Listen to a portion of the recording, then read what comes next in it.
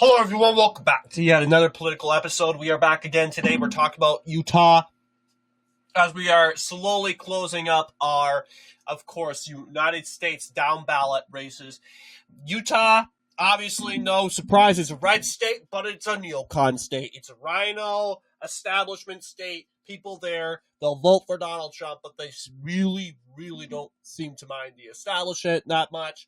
I would say they support war. Maybe. They, honestly, I don't know. You would have to go up and ask them. But they are good fans of Mitt Romney.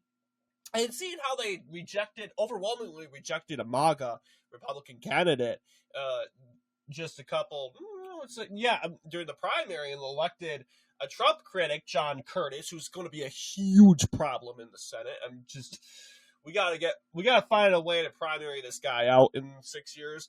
I know we have very little options in Utah. I mean, other than that Staggs guy, I think was his name. Yeah. Other than that, I don't think we got any. But yes, obviously you'll see John Curtis, elected senator, taking out Caroline Gleach. Didn't stand a chance at all. Gleach carried two rural counties, the county of Summit County and Grand County. We'll take a look at Summit because I think there is definitely some sort of university. Grand County has a university for sure. It's an off and on sort of community. Let's see. Utah. Summit County, Utah. Okay. So, very unpopulated, 42,000 people. I've been to places that are more populated. They're rural, more than ever. But I'm guessing there is some sort of college. So, university. Okay, Summit County also includes a local campus of Utah State University in Park City. It's a local campus. So this is probably the reason why it's blue. But I don't want to make this all about Summit County. But I would say, hey, there are great amounts of students that do live in Summit County. Although it did decisively go for Mitt Romney in 2012. But going back down, you'll see obvious results. John Curtis winning the election, 62.5%, almost winning Grand. I thought he could do it. He won Salt Lake, and it seems you see a pattern here. These neocon establishment candidates, like John Curtis, they always seem to win Salt Lake County. And this is a county that generally likes neocons. They're registered Republican, I want to believe. Salt Lake County handingly went Salt Lake County, Utah. It handingly went to Trump. But this county, let's see here. Yeah. It has its share of Republicans. But I wish we had the registrations. But obviously, I think this county they're very Republican. However, they'll all reject MAGA candidates like Donald Trump. You'll see 54% for Kamala Harris. That's ridiculous. But they're happily all for John Curtis, even though Curtis is a conservative. He's just of course, a neocon establishment prop. Okay, so 48.2%. Very tight race, very close race. But as I kind of figured, Curtis had a good chance winning there anyway. You could see the same results in this election, although you'll see there was a huge write-in movement to get Phil Lyman in the governor's mansion. He was obviously taking votes away from Spensor Cox. If those of you who just did my Spensor Cox, like myself, he's absolutely woke, and he is huge establishment. He endorsed Trump, boo-hoo. Okay, yeah, he's still establishment prop. But yeah, he still won 52.9% of the popular vote. Yeah, that's a huge underperformance. That was a 10-point underperformance compared to John Curtis. Wow, good for you. But you'll see in this surprising election, Brian Smith King, 28.5%. So I guess it was the Phil Lyman taking away. Yeah, he won a double digit. This is this I think he obviously wasn't going to win. When do writing candidates win? I mean, Howard Dean is probably the only writing candidate that wins, being completely honest with you. But Phil Lyman, no one knows who he is. I declare him the winner. I would declare him the winner of this election. Obviously, because, yes, sure, Spencer Cox won the election, but he underperformed massively compared to his 2020 election.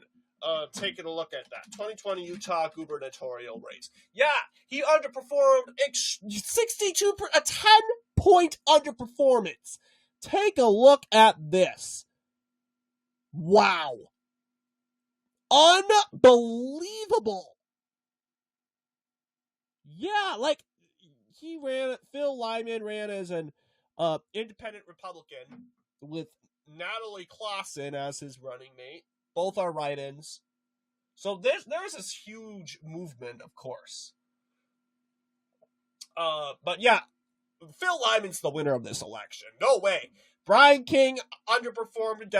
Spencer Cox underperformed. Phil Lyman is the man that resulted to the Democrat-Republican Party losing so much support. So in my opinion, Phil Lyman won this election pretty fair and square. He kind of blew it out. I want to take a look at this county. This one, 36%. This county, 60%. Unbelievable. So there's no majority in San Juan County, a very Republican county. You'll see Spencer Cox won that county. Yeah. I mean, Phil Lyman could have, how many votes did Phil Lyman win? 200,000 votes for a write-in. This was an impressive win.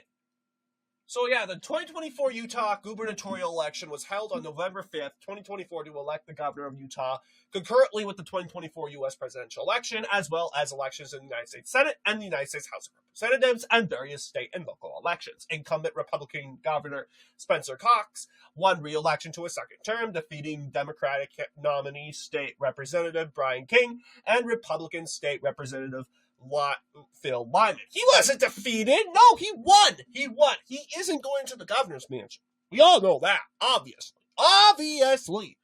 But he just politically destroyed Cox and King. Yeah, so he ran as a write-in candidate after being defeated in the Republican primary. Primary elections took place on June 25th, 2024. And Spencer Cox, because he's woke, obviously, this is why, of course, because he is woke, this resulted to him getting challenged quite a bit. He was challenged in 2020. He was challenged for re-election again. And unlike governors, usually win re-election by 90%, Spencer Cox, I think he needs to figure out and kind of update like an iPhone. Because politicians need to update. They truly do. Obviously, we got more results in the Attorney General's race. You'll see another split of results. United Utah candidate Michelle Quist taking 7.2% of the popular vote. Derek Brown wins let's see. Is he incumbent? No, he's not. Yes, Derek Brown. He is the new Attorney General of Utah. Of course, you'll see he did pretty well in Summit. And Rudy Batista is, of course, the Democratic nominee, won Summit and Grand County. So Grand County, I'm telling you, it's becoming more left. It is a Democrat county, as a university. Of course, they are going to Batista in this said race. Take a look at the auditor's race. No good result there. We'll actually pull that up. Utah elections. Okay. The auditor, state auditor. Okay. The incumbent announced he wasn't going to seek re-election, so this resulted in Tina Cannon receiving 63.53% of the popular vote. This obviously saw her win Salt Lake County and maybe putting Summit and Grand counties into play. So pretty interesting here. She comes from Morgan County, which is around that area here. You'll see Morgan County solidified 70%. I want to believe Morgan County 54%. We can't use the governor's race. This was a complete embarrassment for Spensor Cox. Yeah, guys. I mean, we just have to wait another 4 years and wait for another Rhino candidate, the next Rhino governor to take over in Utah.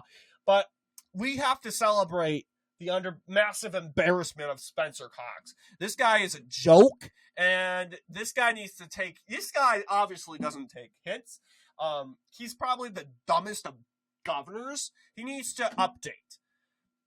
But yeah, back I was saying, 81%. I thought it would do better in favors for Tina Cannon. But I guess that's not necessarily going to be the case. Catherine Votez is her opponent. You'll see Votez did specifically well in Grand and, of course, Summit counties.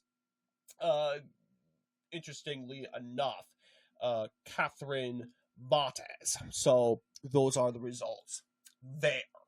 Okay, so the next series of elections we'll go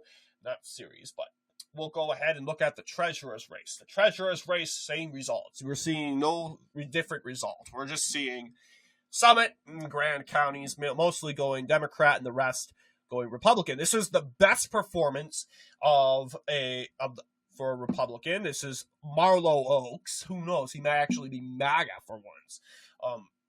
I doubt he didn't endorse Trump. He probably did. And he was probably open about it. To be fair, Spensor also endorsed Trump. But, okay. Yeah, if you're going to endorse Trump, you must do Trump things, right? Oh, we're going to use he, him, them, they pronouns, and we'll endorse Trump anyway.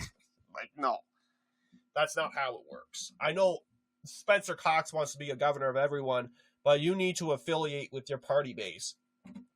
But yeah, 64.94%, obviously a huge win for Marlo Oaks here. Elected state treasurer, it's Marlo Oaks, dummy. Why is it to be determined?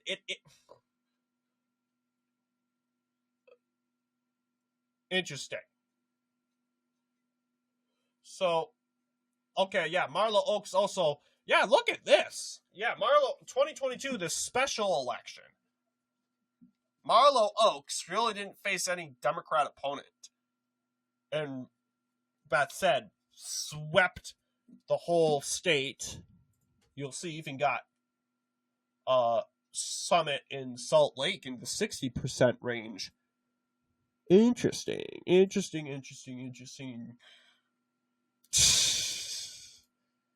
Yeah. And of course, Marlo Oaks is the winner. He is the winner, as clearly stated. Wikipedia not updating that, but you never know. But this is pretty much our results. I do not think we have any judicial races. Wikipedia says no. But yes, we'll be touching Utah again with those amendments, Amendment B and Amendment C. We'll talk about later on as we hit those next. But what do you guys think about in regards to our video? Let me know down below. And as always, I'll see you all in the next political episode.